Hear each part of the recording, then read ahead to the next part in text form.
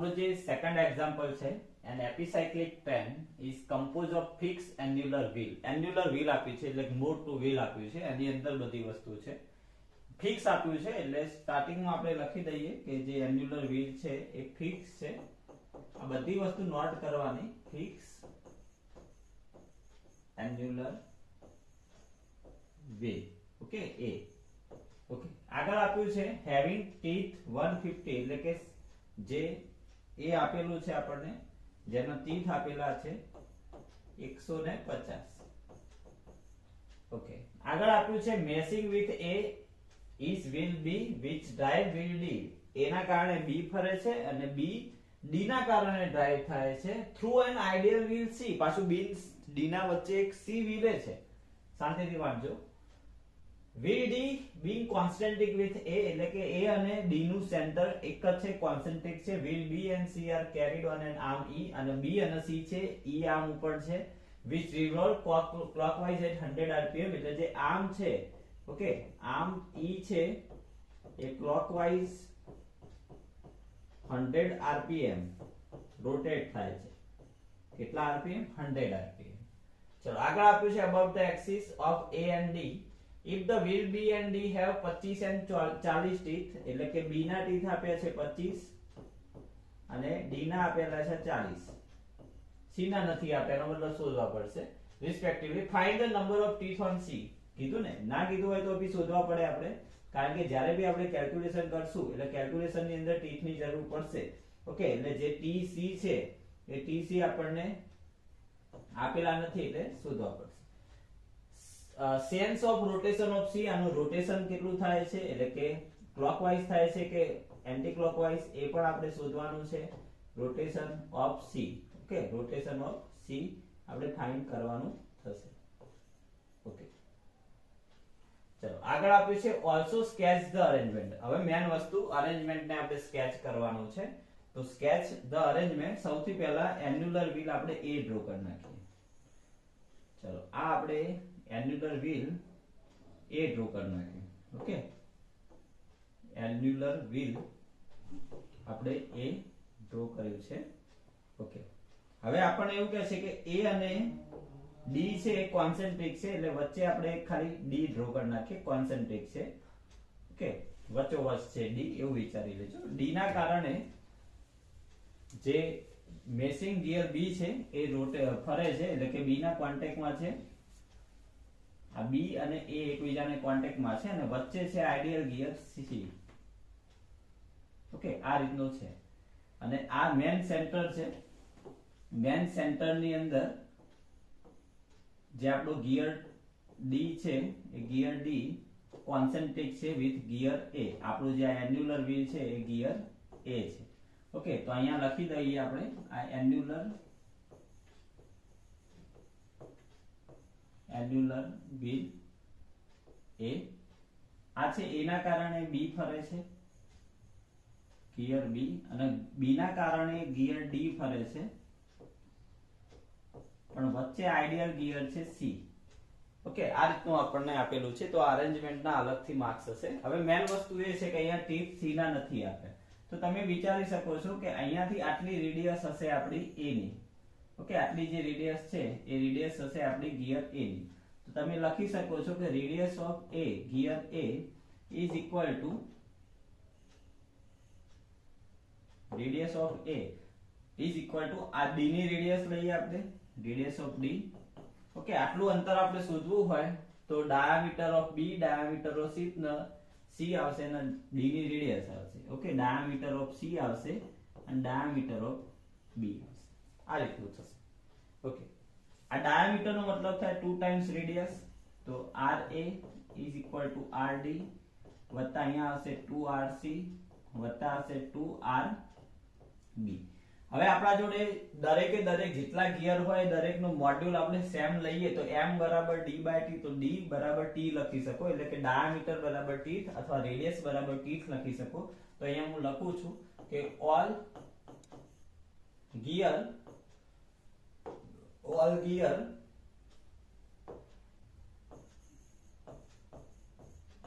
have same module એટલે તમે radius બરાબર ટીથ અથવા ડાયામીટર બરાબર ટીથ લખી શકો. તો અહીંયા આપણે આવું લખી શકીએ TA બરાબર TD,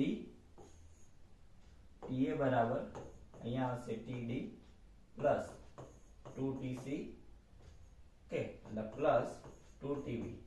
ચલો આમાંથી TB ને સબ્જેક્ટ બનાવીએ. આ આપ્યું છે આપણને 150, ટીથ ઓફ D આપેલા છે 40, 2TC, TC આપણે શોધવાનું છે, 2TB એટલે 2 into 25 એટલે 50 થશે. ચલો આમાંથી 2TC ને સબ્જેક્ટ બનાવીએ તો 150 minus 40 minus 50, ઓકે. તો TC is equal to અહીંયા થશે 60/2, ટૂંકમાં 30 ટીથ આવશે, ઓકે. કેટલા ટીથ આવશે? 30, ઓકે. તો TC ના ટીથ આવે છે 30. હવે અહીંયા તમે એક્ઝામ્પલ ગમે ત્યાંથી સ્ટાર્ટ કરી શકો છો, બહારથી અંદરની બાજુ અથવા અંદરથી D થી A સુધી અથવા A થી તમે D સુધી લઈ જઈ શકો છો. તો આપણે અહીંયા સૌથી પહેલા જે આપણું ફોર્મ્યુલા છે, ફોર્મ્યુલાના આધારે અહીંયા આપણે સોલ્વ કરીએ. સ્ટેપ 1 લઈશું. અહીંયા આપણે લખીશું જે ઓપરેશન હોય, બરાબર, એ અહીંયા લખીશું, ઓકે. અહીંયા આવશે ટોટલ રિવોલ્યુશન ઓફ એલિમેન્ટ, જેટલા એલિમેન્ટ છે બધાના રિવોલ્યુશન રિલેટેડ લખીશું, એલિમેન્ટ, ઓકે. અહીંયા જે વચ્ચે આપણે આમ દોરવાનું ભૂલી ગયા છે, અહીંયા આમ ડ્રો કરી દઈએ વચ્ચે, આમ E, બરાબર. આ જે દોરી છે એ આપણી આમ E છે, એટલે ટોટલ અરેન્જમેન્ટ થઈ ગયું આપણું, ઓકે. ચલો તો અહીંયા આપણે સૌથી પહેલા રિવોલ્યુશનમાં સૌથી પહેલા આમ E ની વસ્તુ લખીશું. ચલો એના પછી આપણે બહારથી અંદર આવીએ, A થી લખીએ તો ગિયર A લખીએ. અહીંયા ગિયર A,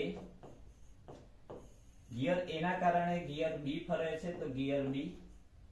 કમ્પાઉન્ડ હોય તો કમ્બાઈન લખવાનું. પછી B ના કારણે C ફરે છે તો ગિયર C, અને C ના કારણે ગિયર D ફરે છે તો ગિયર D, ઓકે. તમે બહારથી અંદર અથવા અંદરથી બહાર જઈ શકો છો. D થી બી સ્ટાર્ટ કરી A સુધી જઈ શકાય. તો એનો જે આન્સર છે, એનો જે ઇમેજ છે એ આપણે મૂકીશું. તમે જોજો બુકમાં ઊંધું આપેલું છે, આપણે અલગ રીતે સોલ્વ કરીએ. આન્સરમાં કોઈ ફરક નહીં પડે, રિવોલ્યુશનમાં કોઈ ફરક નહીં પડે. ફર્સ્ટ ઓપરેશન આપણે ઓલવેઝલી શું લખીએ છીએ તો આમ E ફિક્સ કરવાની, જે આમ હોય એને ફિક્સ કરો, અને give plus revolution clockwise to gear A, okay. Gear A ને આપણે +1 રિવોલ્યુશન આપી દઈએ. પછી આગળ ગણતરી કરીએ તો આ 0 છે, ગિયર A છે, એને આપણે +1 રિવોલ્યુશન આપીશું. એ રીતે B C D ગણીએ આપણે. પહેલા આખો કોઠો લખી દઈએ. એના પછી આપણે આપીશું કે આમ છે E, એને ફિક્સ જ રાખવાનું, અને +1 ના બદલે હવે આપણે +x રિવોલ્યુશન આપીશું clockwise, okay, two gear A, okay. એના આધારે બાકીના બધાની આપણે વાત કરીશું.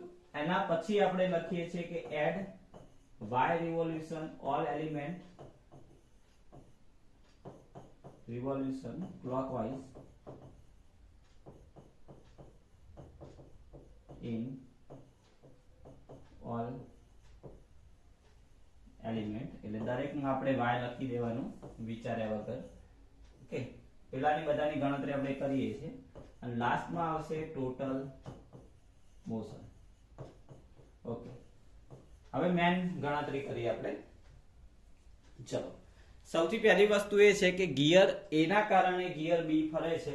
તો નંબર 1 કે NB/NA ઇઝ ઇક્વલ ટુ આવશે અહીંયા TA/TB, અને પ્લસ આવશે. એનું રીઝન છે કે A અને B ઇન્ટરનલ મેસિંગ થાય છે, ખાસ ઇમ્પોર્ટન્ટ. અહીંયા માઇનસ નહીં આવે, પ્લસ આવશે. અને અહીંયા મારે NB શોધવું હોય તો NB બરાબર TA/TB ઇન્ટુ NA થશે, અને NA +1 રિવોલ્યુશન છે તો આન્સર શું આવશે TA/TB ઇન્ટુ +1, અને +1 એનો મતલબ શું થાય TA/TB, ઓકે. તો અહીંયા હું કેટલું લખી દઈશ તો ગિયર B માટે શું લખી દઈશ તો TA/TB, ઓકે. TA/TB જેટલું થશે. ચલો હવે B ના કારણે C ફરે છે. તમે જો B અને C એક્સટર્નલ મેસિંગ છે, B અને C એક્સટર્નલ મેસિંગ છે. તો B ના કારણે C ફરે છે તો NC/NB બરાબર -TB/TC થાય સૂત્ર. આમાંથી આપણે NC શોધવું છે તો સૂત્ર થશે -TB/TC ઇન્ટુ NB. હવે NB આપણા જોડે છે, ઉપર હાલત શોધ્યું તો માઇનસ ટીબી બાય ટીસી અને એનબી છે TA by TB. TB TB cancel out થશે તો માઇનસ ટીએ બાય ટીસી આવશે. ઓકે, અને માઇનસ આપણે અહીંયા એટલા માટે લીધેલું છે કે બી અને સી એક્સટર્નલ મેસિંગ છે, તો માઇનસ ટીએ બાય ટીસી આપણે અહીંયા લખીશું, minus TA by TC.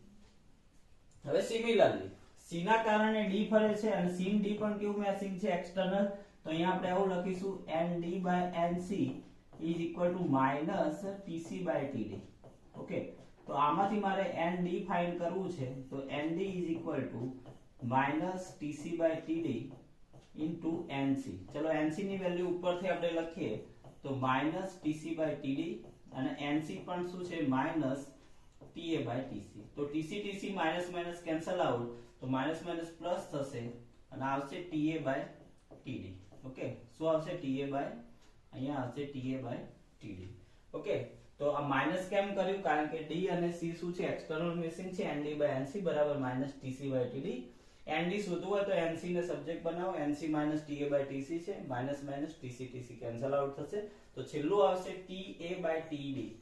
Okay, તો બસ આ ખાસ ઇમ્પોર્ટન્ટ હતું. હવે દરેક ની અંદર પ્લસ x આપણે મલ્ટીપ્લિકેશન કરવાના, પ્લસ x રિવોલ્યુશન આપવાનું છે, દરેક ની અંદર પ્લસ x રિવોલ્યુશન છે એ મલ્ટીપ્લિકેશન થશે, દરેકમાં y જેટલું રિવોલ્યુશન એડ થશે, પછી આ બંનેનો સરવાળો થશે તો આ y આવશે, આ થાય છે x plus y, આ આવે છે x TA by TB plus y, આ આવે છે minus x TA by TC plus y, આ આવે છે x TA by TD plus y. હવે આપણને રકમમાં જે શોધવાનું કીધું હોય એ આપણે ફાઇન્ડ કરીશું. અહીંયા ક્વેશ્ચનમાં જો આર્મની મોશન y થઈ ગઈ, ટોટલ મોશન ગિયર A ની શોધવાની હોય તો x plus y, gear B ની શોધવાની કીધી હોય તો x TA by TB plus y, gear C ની કીધી હોય તો આટલી અને ગિયર D ની કીધી હોય તો.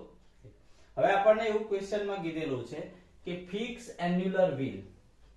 ફિક્સ એન્યુલર વ્હીલ નો મતલબ શું થાય છે, તો ફિક્સ એન્યુલર વ્હીલ એટલે કે જે A છે એ ફિક્સ આપેલો છે, એટલે કે આપણે NA જેની વેલ્યુ આપણે દીધી છે x plus y ફિક્સ આપ્યું છે કે 0 આપેલું છે. ઓકે, ફિક્સ એટલે કે 0. અને બીજું ક્વેશ્ચનમાં એવું કીધું છે કે આર્મ E ક્લોકવાઇઝ 100 rpm ફરે છે. હવે આર્મ E એટલે y. ઓકે, તો આપણું બીજું આપેલું છે ક્વેશ્ચનમાં કે આર્મ E છે, આર્મ E નો મતલબ થાય છે સ્પીડ ઓફ E જે y છે એ 100 rpm ક્લોકવાઇઝ ફરે છે.